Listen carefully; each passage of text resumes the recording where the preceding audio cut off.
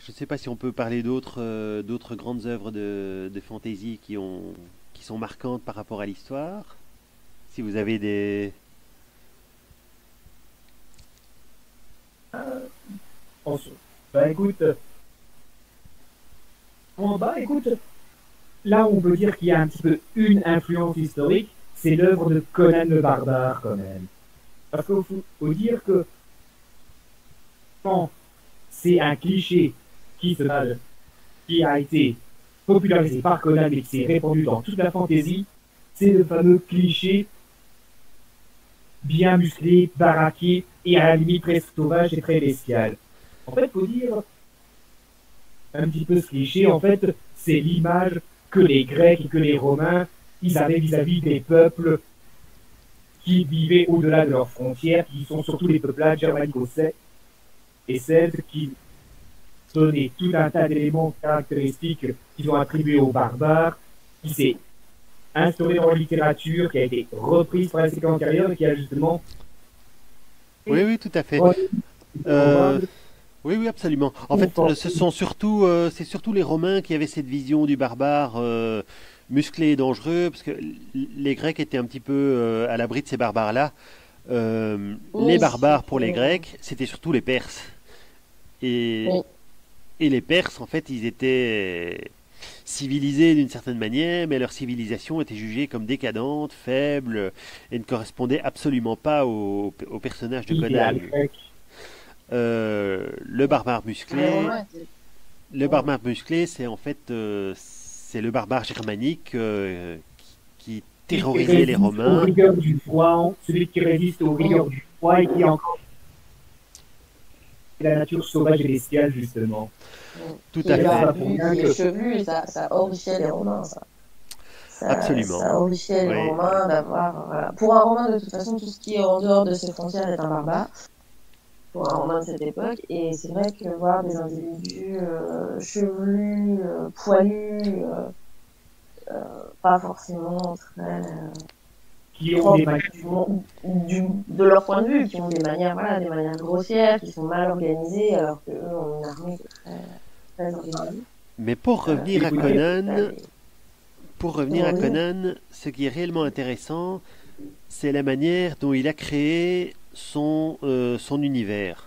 Enfin, je vais dire qu'il a créé son univers, mais en réalité, Robert Howard écrivait d'une manière très particulière puisqu'il n'a pas écrit de saga ni écrit de roman. Il n'a jamais écrit tout ça. Il a écrit des nouvelles et pas des romans en réalité. Et il a écrit des nouvelles pour un magazine qui s'appelle le Weird Tales. Et ces nouvelles étaient en fait des histoires courtes comme celles qu'on fait pour notre anthologie, mais qui mettaient enfin, toujours... Pardon. histoire courte, je dirais maintenant histoire courte, il y a quand même des histoires qui font plus d'une centaine de pages, faut pas oublier ça. Mais il y en a certains au fait aussi qui étaient en fait qui sont en fait qui ont été republiés mais qui sont des suites de nouvelles puisque ces histoires courtes se suivaient les unes les autres et formaient une sorte d'enchaînement logique. Sauf que au moment où Robert Howard les a écrites, il ne respectait pas l'ordre chronologique de son personnage. Il savait que son personnage était un jeune barbare, donc un guerrier, que ce guerrier allait être confronté à la civilisation, qu'il allait s'intégrer dans les cités, qu'il allait devenir un voleur, euh, que ce voleur allait monter dans la hiérarchie, qu'il allait devenir général d'armée, et puis qu'il allait devenir roi. Mais quand il écrivait ses nouvelles, il n'écrivait pas toujours des histoires de la même époque. Il passait de l'époque jeune barbare à l'époque générale, et là, le mois suivant, il allait écrire une histoire où c'était encore un voleur.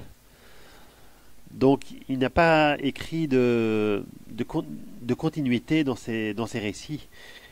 Et c'est seulement bien après sa mort que ces textes ont été repris par des fans, des compilateurs, qui ont décidé de les remettre dans l'ordre chronologique pour faire des récits beaucoup plus longs.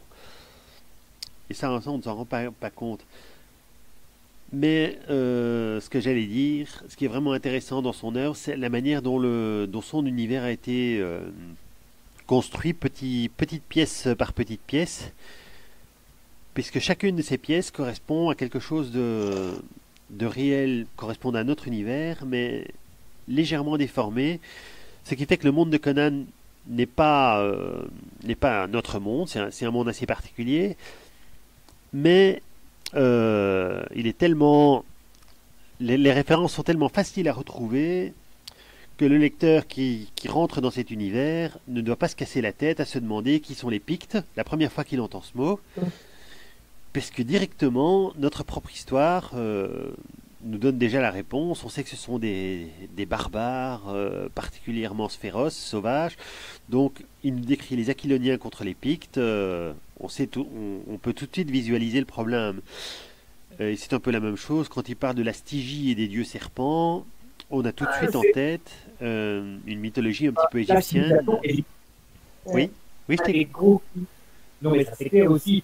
Mais s'il y a bien une civilisation historique qui a été souvent aussi beau, qui a eu beaucoup de fantaisie, c'est la civilisation égyptienne, avec toute son aura de magie et toutes ses pyramides et ses temples. Ça a beaucoup marqué l'imaginaire occidental à tel point que certains en font une réinterprétation à la sauce fantasy, voire font des trucs qui ressemblent à l'Égypte, mais qui ne sont pas l'Égypte en elle-même. L'exemple que tu parles de Conan, ici, t'en est un meilleur exemple.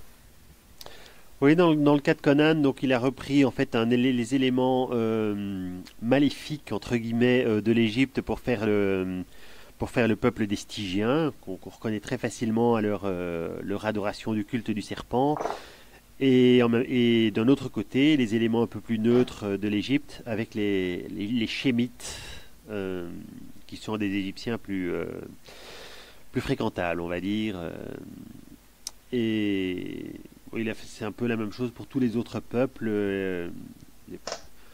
Alors, je ne saurais pas les citer dans le style, mais disons que la simple évocation des pays donne déjà des indices très forts sur les peuples qui l'habitent et parce qu'ils nous rattachent à notre propre histoire. Un autre exemple qui me vient à l'esprit comme ça, maintenant je ne saurais plus mentionner quels étaient et le nom précis, mais quand on lit un petit peu les descriptifs de tous les peuples qui vivent au nord du monde de Conan, eh bien, on voit énormément de noms qui sont inspirés de la mythologie nordique. Du coup, hop, il y a tout le cliché, tout l'imaginaire des Vikings avec leur casque à cornes et leur grande hache qui revient. Il y a tout l'imaginaire des Vikings avec les casques à cornes qui revient. Absolument, oui, c'est à ces peuples-là que je pensais aussi, puisque ce sont les peuples de la région d'origine de Conan, le Cimérien. Et au passage, les Cimériens sont un peuple qui ont réellement existé dans le monde réel, disons, qui provenait en fait, enfin c'était un peuple nomade qui avait dû traverser la Mésopotamie à un certain moment et puis qui s'est retrouvé dans le nord, dans les steppes d'Asie centrale, pas très loin des Ruritaniens d'ailleurs, et sur lesquels on a assez peu d'informations. Mais voilà, donc le simple fait que ces peuples, que tous les noms correspondent à quelque chose qui a existé réellement, ou bien qui est très proche de ce qui a existé réellement, font que l'univers de Conan est en fait une sorte de patchwork en fait de notre propre histoire, où on aurait repris des petits morceaux de culture humaine et on a tout mélangé dans une grande marmite à histoire. Et ça a donné quelque chose de très particulier. Faut Voilà. pas oublier, tu dis un petit peu que justement Conan est un peu un patchwork de notre propre histoire, et justement il semble que Conan est censé être là un âge ancien de notre monde, qui est l'âge iborien justement, donc Absolument. sur notre monde aussi. C'est ça aussi qui est fascinant. Oui, tout à fait. C'est censé être un passé qui, d'après l'auteur, aurait réellement existé, même si tout le monde se doute que c'est peu vraisemblable. Mais tiens, au passage, est-ce que tu peux me retrouver d'autres récits de fantasy qui sont censés se passer dans un passé réel et très lointain? Bah écoute, il me semble que... Officiellement, bien entendu. En fait, il me semble, maintenant que tu parles de ça, il me semble que Tolkien avait aussi était aussi un peu parti de ce postulat de base, je crois. Tout Mais à lui, fait. c'est encore beaucoup plus loin Oui, hein, que oui. ça. Oui, Tolkien, entre autres, effectivement, l'univers de Tolkien est officiellement notre très très très lointain passé. Il y en a d'autres, hein. Élodie? Là, comme ça, je vois pas. Il y en a Ça va beaucoup me en fait. revenir, Il y en a plusieurs mais en autres, fait, hein. oui, il y en a Mais beaucoup. les autres sont moins connus. Et sur le coup, quand on les lit, ça nous frappe, on voit les détails, on en sourit. Et après, c'est vrai qu'on est vite happé par le récit et on oublie cette petite, Mais alors, il y en a un qui est petite à peu postulat près. de base. Mais En fait, il y en a un qui est un peu moins connu que Conan et pourtant qui lui ressemble énormément. Au point que la première fois que j'ai lu des romans de cette série-là, j'ai cru que c'était un plagiat ou une copie de Conan, alors qu'en réalité, les deux ont été écrits à peu près à la même époque. Et il s'agit du personnage de Tongor. ah Tongor de oui, Lémurie. Si oui, ça vous dit quelque chose. oui. Figure-toi que j'en ai trouvé un exemplaire dans une librairie. Je tâcherai de lire prochainement, figure-toi. Une pépite.